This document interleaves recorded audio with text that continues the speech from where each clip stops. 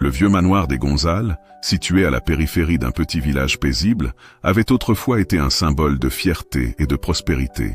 Don Alfonso González, patriarche respecté, y avait vécu toute sa vie, cultivant ses terres avec amour et élevant ses deux enfants, Diego et Isabella, dans le confort et l'affection. Veuf depuis 10 ans, Alfonso menait désormais une existence calme, trouvant du réconfort dans les souvenirs d'une vie bien remplie. Mais, derrière les murs ornés de tableaux anciens et de boiseries majestueuses, se cachait une douleur silencieuse. Ses enfants avaient depuis longtemps quitté la maison familiale, absorbés par leurs ambitions personnelles en ville. Alfonso avait toujours espéré que Diego et Isabella reviendraient un jour pour lui rendre visite. Les lettres, devenues rares, se faisaient de plus en plus froides, plus intéressées par son patrimoine que par sa santé.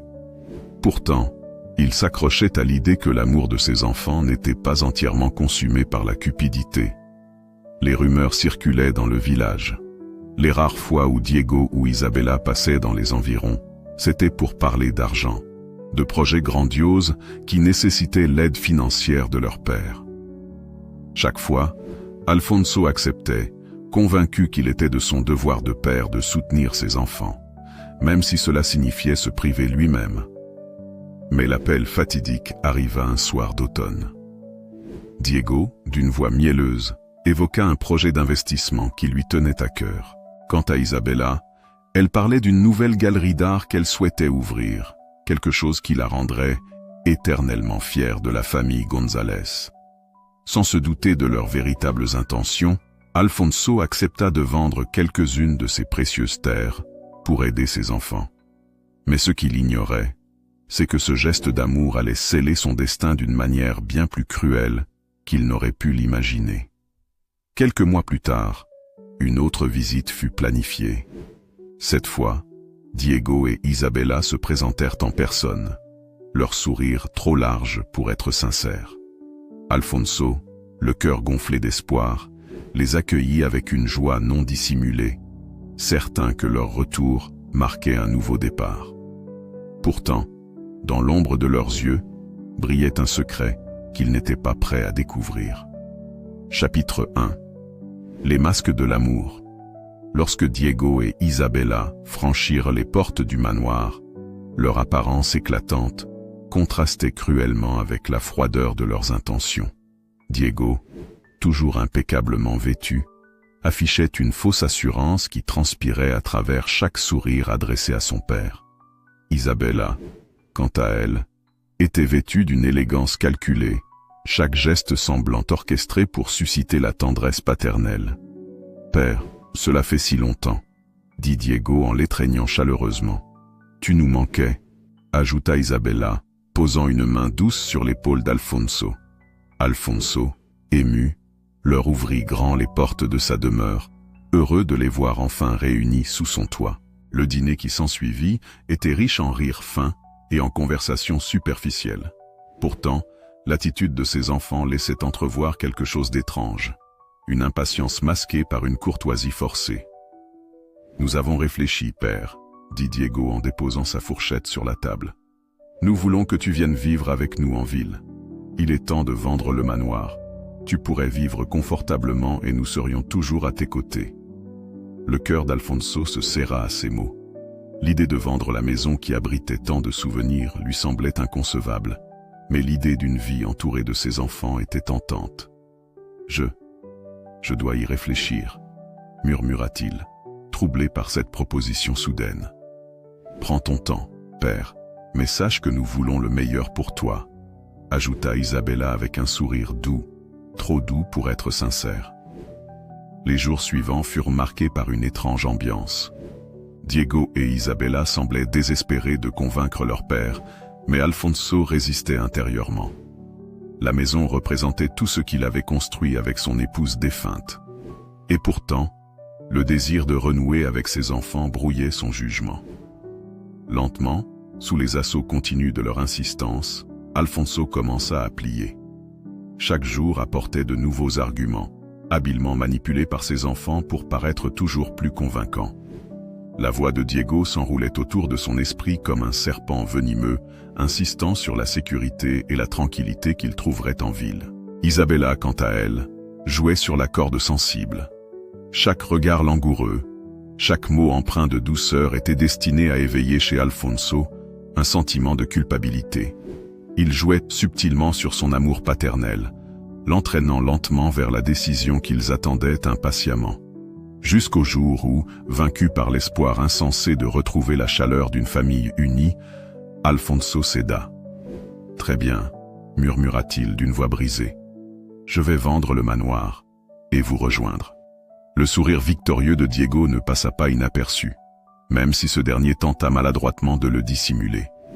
Isabella, elle, le remercia d'un baiser sur la joue qui laissa un goût amer sur la peau du vieil homme. Sans se douter qu'il venait de signer son propre arrêt de mort, Alfonso entreprit les démarches pour vendre sa propriété. Mais tandis qu'il s'enfonçait dans ce piège cruel, un plan de vengeance commençait déjà à germer dans son esprit, tel un poison destiné à frapper ses propres enfants. Alfonso, désormais résolu à quitter la demeure familiale, fit une découverte bouleversante en triant ses affaires. En feuilletant un carnet de notes laissé par son épouse décédée, il y trouva des phrases énigmatiques sur la loyauté, la famille et la trahison.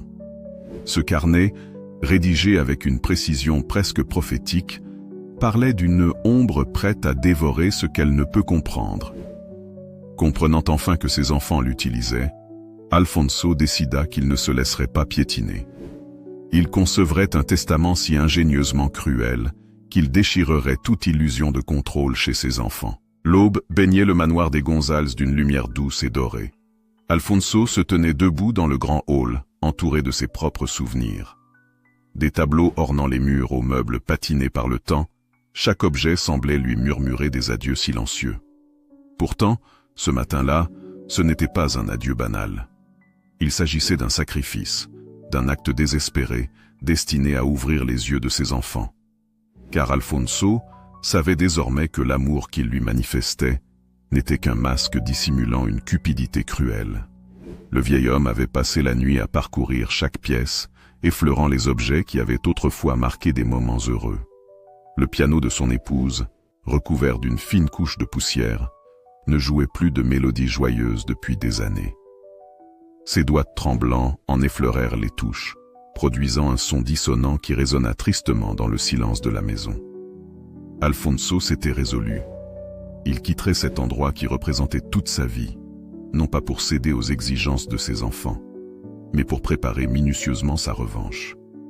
Un sourire amer se dessina sur ses lèvres, alors qu'il se dirigeait vers son bureau pour rédiger une dernière lettre, celle qui annoncerait sa décision. Quelques heures plus tard, Diego et Isabella arrivèrent au manoir. L'air triomphant de Diego contrastait avec la feinte compassion affichée par Isabella. Il croyait avoir gagné. « Père, nous sommes si heureux que tu aies pris cette décision, » dit Diego avec une exagération qui rendait ses paroles insupportablement fausses. « Oui, » continua Isabella en serrant la main d'Alfonso. « Tu verras, la ville te plaira, et nous serons tous ensemble, comme une véritable famille. » Alfonso répondit par un sourire fatigué, un sourire qui masquait sa haine naissante. Il joua son rôle à la perfection, feignant la résignation d'un vieil homme trop fatigué pour lutter contre ses enfants. « Vous avez raison, mes enfants, » murmura-t-il. « Il est temps pour moi de vous laisser prendre soin de moi. » Mais au fond de lui, il savait que la guerre ne faisait que commencer. La vente du manoir se fit en un temps record.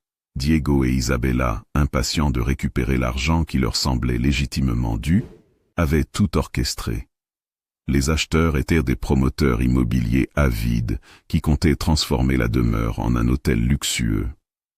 Alfonso signa les documents sans sourciller, masquant sa douleur par une froideur calculée.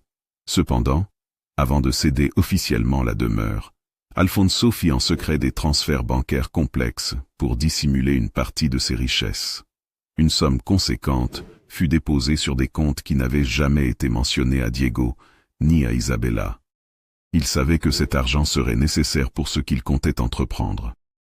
Mais pour l'instant, il lui fallait jouer son rôle de vieil homme brisé, impuissant face à la voracité de ses enfants. « Tout est enfin terminé, père, » déclara Diego en feignant la sollicitude. « Nous avons déjà trouvé un appartement parfait pour toi en ville. Tu seras à l'aise là-bas. »« Oui, » ajouta Isabella avec un sourire chaleureux qui semblait glacé par son indifférence. « Nous pourrons prendre soin de toi, comme tu l'as toujours mérité. » Alfonso acquiesça sans enthousiasme apparent, laissant ses enfants savourer une victoire empoisonnée. En apparence, il avait tout perdu. Mais en réalité, il avait maintenant tout ce qu'il lui fallait pour passer à l'étape suivante de son plan. L'une des premières démarches d'Alfonso en arrivant en ville fut de contacter un avocat de confiance. Un homme discret et méthodique, recommandé par un vieil ami qui connaissait la valeur de la loyauté. « Vous voulez un testament, monsieur González ?» demanda l'avocat en ajustant ses lunettes. « Pas un testament ordinaire, » répondit Alfonso, sa voix basse mais ferme. « Je veux que mes enfants reçoivent exactement ce qu'ils méritent. » L'avocat, intrigué, prit des notes méticuleuses alors qu'Alfonso exposait son plan. Le testament qu'il rédigeait ne devait être découvert qu'après sa mort. Et son contenu serait une révélation si cinglante que ses enfants en resteraient anéantis. « Voulez-vous que je rédige cela avec un langage formel ou plus percutant ?» demanda l'avocat. « Vous pouvez y mettre autant de venin que vous le désirez, » répondit Alfonso d'un ton glacial. « Je veux qu'ils comprennent ce qu'ils ont perdu. Et pourquoi ?» Ce jour-là, le testament fut rédigé, un document aux mots soigneusement choisis, porteur d'une cruauté aussi froide que la trahison elle-même. Alfonso s'assura que sa volonté serait protégée par des clauses impossibles à contourner, des dispositions légales qu'aucun avocat ne pourrait renverser. Car cette fois, c'était lui qui avait le contrôle. Ignorant tout de la rancune qui bouillonnait en leur père, Diego et Isabella fêtaient leur triomphe avec un luxe ostentatoire. Leurs ambitions démesurées les poussaient à investir rapidement l'argent issu de la vente du manoir. Des soirées mondaines, des projets d'affaires risqués, tout semblait leur réussir. Mais dans le silence de la nuit, Alfonso préparait méticuleusement sa vengeance. Il savait que son absence prolongée en ville endormirait la méfiance de ses enfants. Et c'était exactement ce qu'il voulait. Chaque décision, chaque action qu'il prenait, le rapprochait un peu plus du jour où la vérité éclaterait. Pourtant, malgré son désir de vengeance, une douleur sourde persistait en lui. Un dernier espoir que ses enfants se repentent avant qu'il ne soit trop tard. Mais cet espoir s'amenuisait chaque jour un peu plus. Le moment était enfin venu. Alfonso, affaibli par les mois passés à ourdir son plan, convoqua ses enfants pour leur annoncer son souhait de s'installer définitivement en ville, sous leur protection. Diego et Isabella, convaincus d'avoir gagné, l'accueillirent sans la moindre suspicion. Ce qu'ils ignoraient, c'était que ce déménagement n'était qu'un dernier acte de soumission apparent, destiné à les piéger au moment précis où ils croiraient tout contrôler. Le testament était en place, et bientôt la vérité éclaterait dans un chaos dont ils ne sortiraient jamais indemnes. Alfonso se savait mourant. Les médecins avaient été clairs, son cœur fatigué ne tiendrait plus longtemps. Plutôt que de craindre l'inévitable, il décida d'en faire une force, une motivation ultime pour parachever sa vengeance. Chaque jour était une bataille contre la douleur physique, mais surtout contre cette tristesse pesante qui l'enveloppait chaque fois qu'il pensait à ses enfants. Il jouait encore son rôle de vieil homme fragile, acceptant les soins offerts par Diego et Isabella dans leur luxueux appartement de la ville. Il prenait soin de lui, non pas par amour, mais par pur intérêt. Il n'était jamais loin, veillant avec une attention feinte sur celui qu'il considérait comme leur ticket vers une richesse absolue. Mais Alfonso voyait au-delà des apparences. Il avait observé leur avidité, mesuré leur hypocrisie, et compris que sa présence n'était tolérée qu'à cause de ce qu'il représentait. Une fortune convoitée. Un matin pluvieux, il convoqua son avocat. Ce dernier arriva discrètement, comme convenu, pour éviter d'éveiller les soupçons de ses enfants. Alfonso souhaitait que tout se déroule selon son plan diaboliquement méticuleux. « Tout est prêt, monsieur González. Le testament sera lu en présence de vos enfants dès que vous le déciderez. »« Parfait. Assurez-vous qu'ils soient tous deux présents. » et qu'aucun détail ne soit omis. Je vous le promets. Voulez-vous ajouter quelque chose de particulier avant ce jour? Non. Tout est en place, répondit Alfonso, avec une froide détermination. Le vieil homme remercia son avocat avant de le raccompagner à la porte. Son visage émacié, ses yeux cernés par la fatigue, n'avaient rien perdu de leur éclat vindicatif. L'heure de vérité approchait, et il savait que ses enfants ne l'oublieraient jamais. Le jour tant redouté par Diego et Isabella était enfin arrivé. Alfonso avait quitté ce monde quelques semaines plus tôt, sans un mot d'adieu. Son corps avait été enterré dans la plus stricte intimité, conformément à ses dernières volontés. Pourtant, le véritable choc attendait les deux héritiers, bien vivants eux. La lecture du testament se faisait dans le bureau feutré de l'avocat d'Alfonso, un homme au regard glacial et aux manières irréprochables. Diego et Isabella étaient assis face à lui, leurs regards trahissant une nervosité palpable. « Je vais maintenant procéder à la lecture du testament de votre père », annonça l'avocat d'un ton solennel. Il déplia lentement les feuilles manuscrites qu'il tenait entre ses mains, laissant volontairement planer un silence pesant avant de commencer sa lecture. « À mes enfants Diego et Isabella, qui m'ont abandonné à mon sort pour ne revenir que lorsque l'appât du gain a dépassé l'amour qu'ils auraient dû me porter. » Les premières phrases suffirent à faire trembler Isabella. Diego, lui, affichait une arrogance désinvolte, persuadé que ses paroles n'étaient que les élucubrations d'un vieil homme aigri. « Je vous lègue tout ce que vous méritez. » Le sourire de Diego s'élargit, mais sa satisfaction se transforma rapidement en stupeur lorsque l'avocat poursuivit. « Vous hériterez de ma fortune seulement si vous parvenez à accomplir ce que vous n'avez jamais su faire, vivre l'un pour l'autre.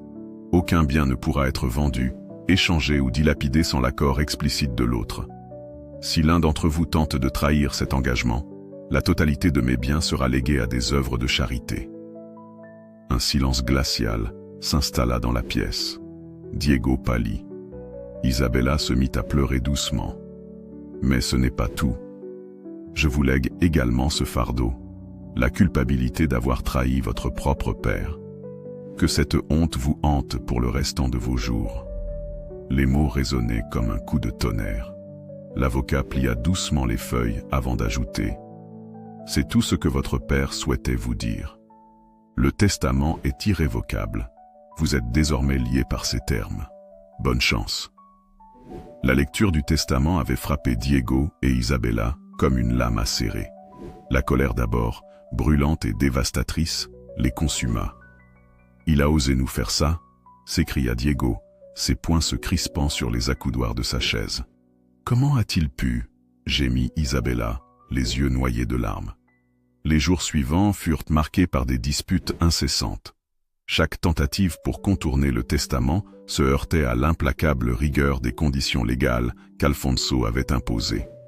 Leur argent, désormais bloqué, les plongeait progressivement dans un cauchemar dont ils n'avaient jamais anticipé l'ampleur. Leurs ambitions démesurées, leurs projets luxueux, tout s'effondrait lentement.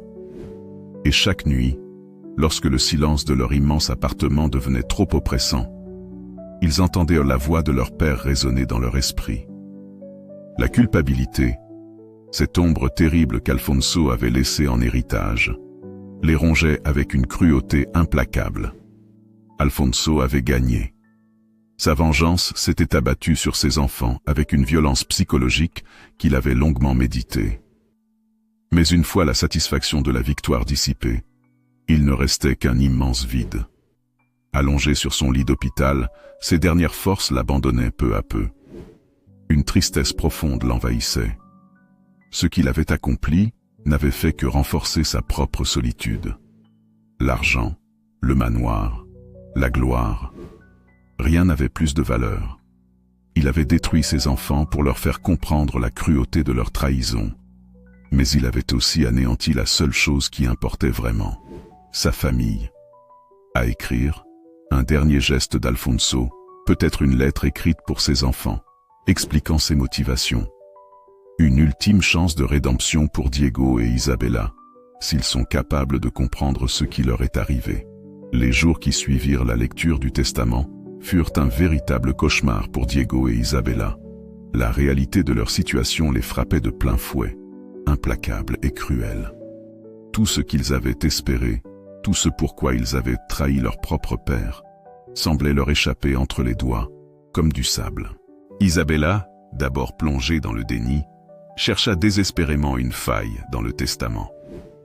Ses nuits étaient rythmées par la consultation frénétique de cabinets d'avocats qui lui répondaient tous de la même manière. Le document est inattaquable. Votre père a pris soin de tout verrouiller. Diego, quant à lui, se réfugiait dans une rage sourde. Sa frustration grandissait chaque jour, alimentée par l'idée qu'il était le véritable héritier de la fortune familiale. Comment Alfonso avait-il pu lui faire une chose pareille? Leurs discussions dégénéraient systématiquement en disputes violentes. Les insultes fusaient, les reproches s'accumulaient, creusant un fossé de plus en plus profond entre eux. « C'est ta faute !» s'écriait Diego, les yeux injectés de haine. « Tu l'as trop pressé. Tu n'as pas su jouer la comédie comme il le fallait. »« Moi ?» répliquait Isabella avec une froideur glaciale. « Tu n'as pensé qu'à toi-même. Ton avidité t'a aveuglé. » Le poison du remords s'insinuait lentement en eux, dévorant leur esprit et leur cœur. La culpabilité, cette malédiction qu'Alfonso leur avait laissée en héritage, se révélait plus dévastatrice que toutes les richesses dont ils avaient rêvé. Les semaines s'égrenaient avec une lenteur insupportable. Chaque tentative pour contourner le testament échouait, ajoutant un poids supplémentaire à leur déchéance. L'argent qu'ils avaient déjà dépensé pour leur projet de luxe commençait à leur manquer cruellement. Sabella s'enfermait de plus en plus dans un désespoir muet.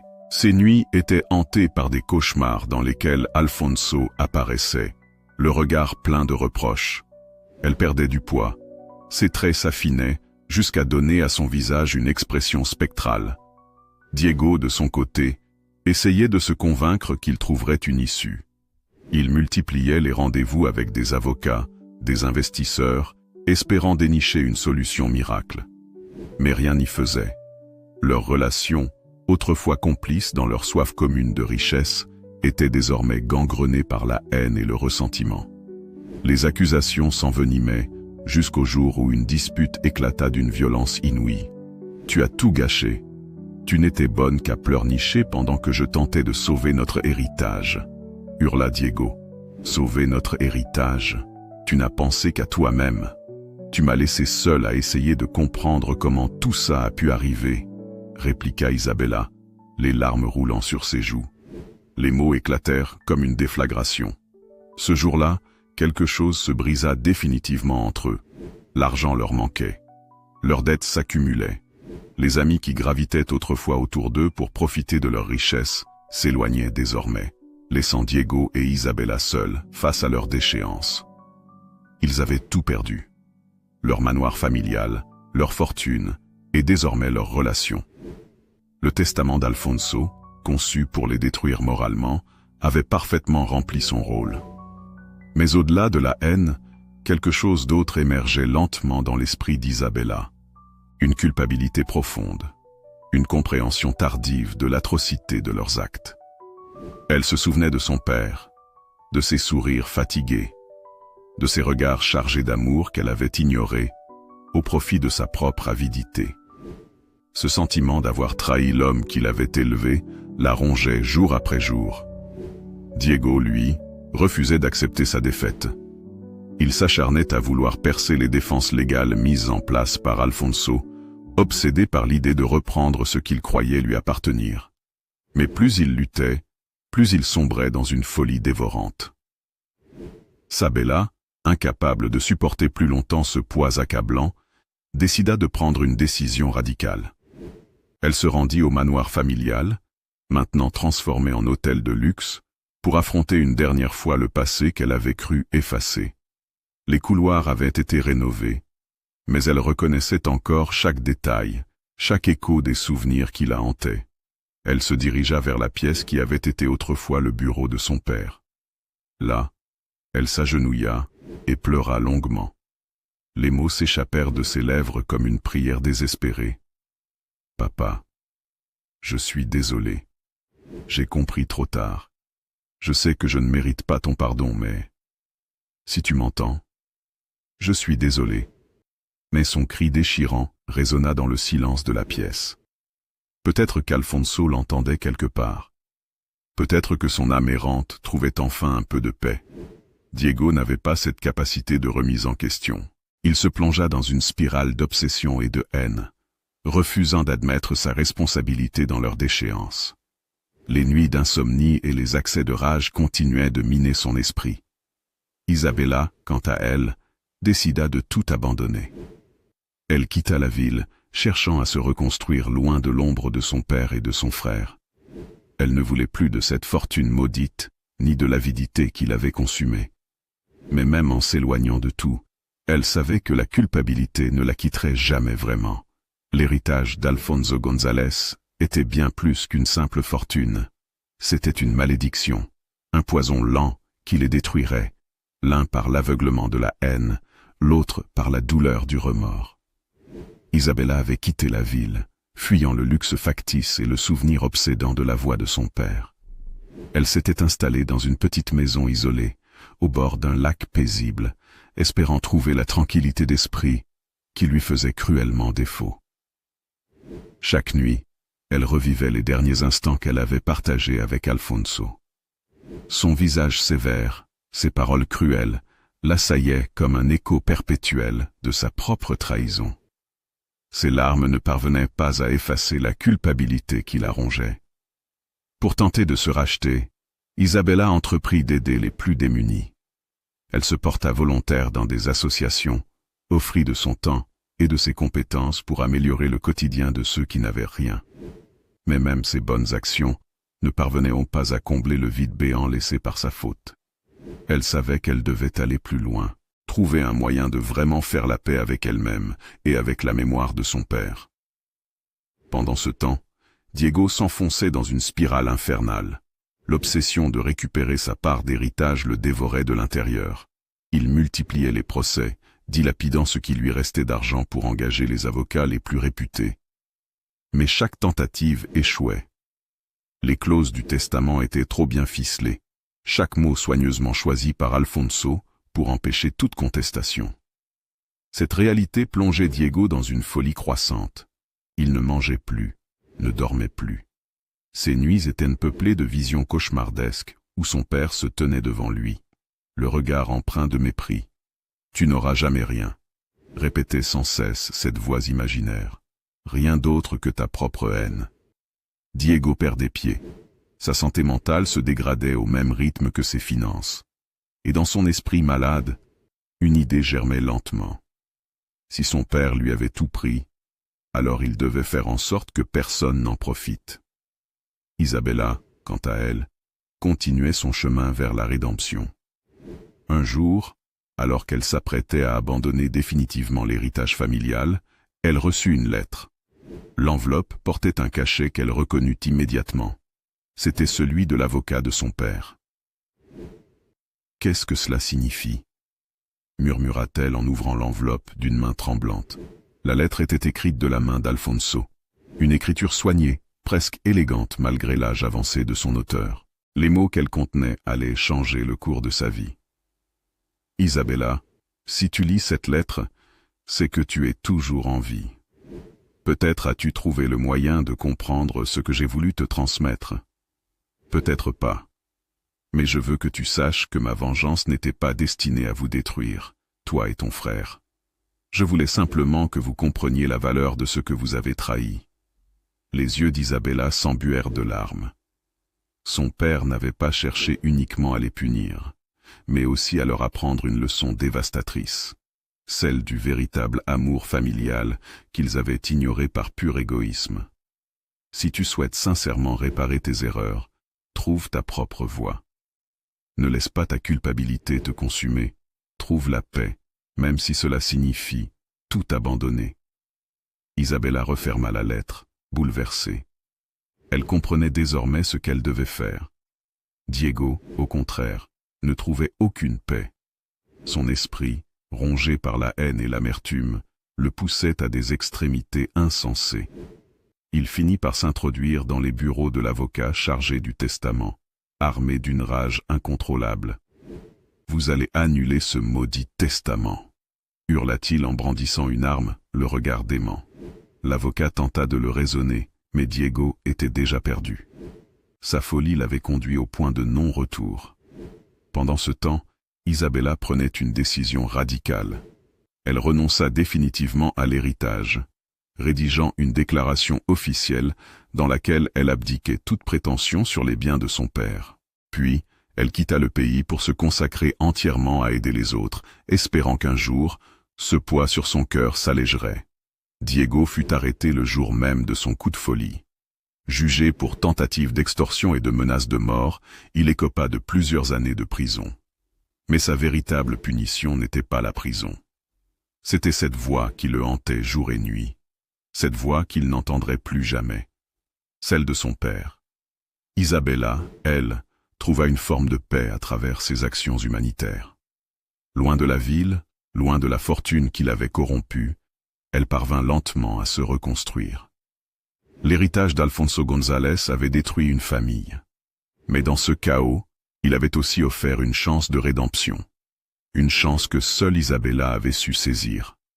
Quant à Diego, il resta à jamais prisonnier de sa propre folie, victime de la vengeance d'un père qui, dans son dernier souffle, avait su frapper là où cela faisait le plus mal. Des années avaient repassé depuis que l'héritage d'Alfonso González avait plongé ses enfants dans une lente agonie. Isabella, désormais une femme vieillissante aux cheveux grisonnants, vivait modestement dans un pays étranger. Elle avait consacré sa vie à aider les autres, cherchant désespérément à apaiser le poids écrasant de sa culpabilité. Mais le temps n'effaçait pas la douleur. Les nuits étaient toujours hantées par l'image de son père, ses paroles cruelles résonnant comme une sentence éternelle. Elle savait qu'elle devait affronter ce passé qui la tourmentait. C'est pourquoi, un matin brumeux, elle prit la décision de retourner dans son pays natal. Le manoir de son enfance, autrefois majestueux, avait été transformé en un hôtel de luxe. Les couloirs semblaient étrangers, mais certains détails subsistaient, lui rappelant douloureusement ce qu'elle avait perdu. Chaque pièce qu'elle traversait réveillait un flot de souvenirs, des échos d'une époque révolue. Elle marcha jusqu'à l'ancienne bibliothèque, là où son père aimait passer des heures à lire. Assise sur une chaise autrefois familière, elle ferma les yeux, laissant les souvenirs la submerger. Elle devait trouver un moyen de se libérer de ce fardeau. Pendant ce temps, Diego était toujours en prison. Son esprit, autrefois calculateur et rusé, n'était plus qu'un amas de pensées torturées. La colère, la haine et l'obsession l'avaient consumé jusqu'à la moelle. Son corps amaigri, ses yeux hagards et sa voix rauque témoignaient de son déclin irréversible. Diego refusait toujours d'admettre sa propre responsabilité dans sa déchéance. Pour lui, tout était la faute de son père. Les rares visiteurs qui osaient encore s'approcher de lui étaient chassés par ses cris de rage. Il vivait dans une cellule de solitude qu'il avait lui-même construite, enfermé par sa propre folie. Mais au fond de lui, une infime partie de son être appelait à l'aide. Un murmure noyé par l'orgueil et la haine. Alors qu'elle errait dans le manoir transformé, Isabella trouva une lettre laissée à son attention par l'avocat de son père. Ce document avait été conservé pendant toutes ces années, attendant le moment où elle serait prête à en lire le contenu. « Isabella, si tu lis ces mots, c'est que tu cherches encore une réponse à ce que j'ai fait. Sache que ma vengeance n'était pas seulement dirigée contre vous, elle était aussi un moyen de vous réveiller, de vous forcer à comprendre la valeur de ce que vous avez abandonné. » Les larmes coulaient sur ses joues, tandis qu'elle poursuivait sa lecture. « J'ai espéré, jusqu'à mon dernier souffle, que vous trouveriez un jour la paix. Peut-être ai-je été trop cruel. Peut-être ai-je laissé la haine me guider plus que l'amour. Si c'est le cas, alors je te demande pardon, autant que je vous ai pardonné. » Ces mots brisèrent quelque chose en elle. Un poids insupportable qui l'avait étouffé pendant toutes ces années. Alfonso avait lui aussi connu la souffrance. Et dans sa vengeance, il avait tenté, d'une manière tordue, de leur offrir une seconde chance. Isabella prit alors une décision qu'elle redoutait depuis longtemps. Rendre visite à Diego en prison. Le visage émacié de son frère, son regard fou et halluciné, la terrifièrent. Mais elle devait lui parler. Elle devait essayer de lui offrir la paix qu'elle avait elle-même commencé à trouver. « Diego, c'est moi. »« Isabella, qu'est-ce que tu veux ?» cracha-t-il, son visage déformé par la haine. « Je viens te dire que papa nous a pardonné, malgré tout, et que nous devons aussi nous pardonner. » Pardonner ? Je n'ai rien à me faire pardonner. Tout cela, c'est à cause de lui. Non, Diego, c'est à cause de nous. Nous avons oublié ce qui comptait vraiment. J'ai fait cette erreur aussi, mais je refuse de continuer à vivre dans ce mensonge. Diego la dévisagea, ses yeux brillant d'une lueur de folie. Les mots d'Isabella ne semblaient pas l'atteindre. Pour lui, il était trop tard. Va-t'en, va te faire pardonner ailleurs. Moi, je n'oublierai jamais. Isabella sentit son cœur se briser une nouvelle fois. Elle comprit que son frère avait choisi son propre chemin, un chemin qui le conduirait irrémédiablement à sa perte. Des années plus tard, Isabella était devenue une femme respectée pour ses actions humanitaires. Elle avait construit une vie nouvelle, libre de l'emprise de son passé. Pourtant, chaque année, elle revenait au manoir, déposant des fleurs sur la tombe de son père. Non par culpabilité, mais par amour. Un amour qu'elle avait enfin appris à comprendre. Diego, lui, ne sortit jamais de sa prison intérieure. Les rares fois où il parlait, c'était pour maudire le nom de son père, répétant inlassablement les mêmes accusations. Isabella avait trouvé la paix, mais elle savait que son frère était condamné à vivre dans l'ombre de sa propre haine. L'héritage d'Alfonso González avait détruit une famille. Mais au fond, il avait aussi offert une chance de rédemption. Une chance que seule Isabella avait su saisir. Merci d'avoir suivi cette histoire jusqu'à la fin. L'histoire d'Alfonso, Diego et Isabella nous rappelle à quel point l'avidité, la trahison et la rancœur peuvent détruire ce qui compte le plus, l'amour familial. À travers ce récit, nous avons exploré la descente aux enfers de deux enfants qui, par leur cupidité, ont perdu bien plus que l'héritage tant convoité, mais aussi la tentative d'un père d'enseigner une ultime leçon, au prix d'une vengeance cruelle qui n'aura finalement apporté que désolation. Ce récit était avant tout une réflexion sur le pardon, la rédemption et la capacité de chacun à surmonter ses erreurs pour reconstruire ce qui a été brisé. Car même dans l'obscurité la plus profonde, une lueur d'espoir peut toujours émerger. Si cette histoire vous a touché, captivé ou fait réfléchir, n'hésitez pas à laisser un commentaire et à partager vos impressions. Votre soutien est essentiel pour continuer à vous proposer des récits aussi intenses. Encore une fois, merci d'avoir pris le temps d'écouter cette histoire. Prenez soin de vous et souvenez-vous que l'amour et la compréhension valent bien plus que toutes les richesses du monde. À très bientôt pour une nouvelle aventure.